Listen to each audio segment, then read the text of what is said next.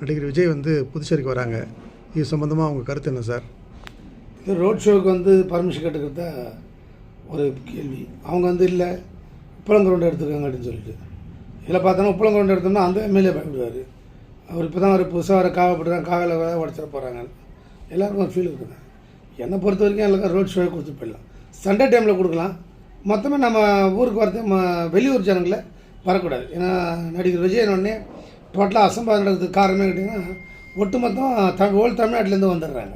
So அது வர Pondicherry people மட்டும் பார்க்குற மாதிரி ஏற்பாடு பண்ணலாம். அப்போ அதுக்கு எப்படி பண்ணால் கோட்டைக்குப்பம், இந்த பக்கத்தில் கோரிமாடு, இந்த சைடில் மதுரைப்பட்டு, இந்த பக்கம் பார்த்தோன்னா கன்னிக்கோவில். இங்கே வர்ற வெளியூர் வர்ற எல்லா இடத்தையும் வந்து பஸ் வந்து ஸ்டாப் பண்ணிட்டா போதும். அப்போ உள்ளூர் மக்கள் மட்டும் பார்ப்பாங்க. அப்போ தாராளமாக நீங்கள் முத்தால்பட்டிலேருந்து கன்னிக்கோயில் வரைக்கும் அவர் ரோட் ஷோ போட்டாங்கன்னா வழியெங்கெல்லாம் பொது மக்கள் வந்து பார்ப்பாங்க. அவர் ஒரு மாஸ் லீடரு. ஏன்னா பாண்டிச்சேரிக்கு வந்து அவர் ரோட் ஷோ வந்து பப்ளிக் வந்து விரும்புவாங்க. இப்போ ஒரே இடத்த நீங்கள் உப்புல இடத்த கொடுத்து வச்சுங்களேன், பப்ளிக் வந்து பார்க்க வேண்டிய சூழ்நிலை இருக்கும்.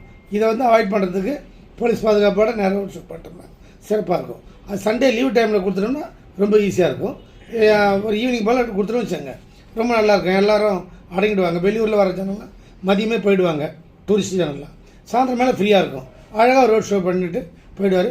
பப்ளிக்காக அவர் சந்தித்த மாதிரி இருக்கும். ஒரு மாஸ் லீடர் தாராளமாக ரோட் ஷோ கொடுக்கலான்னு என்னுடைய கருத்து. நன்றி, வணக்கம்.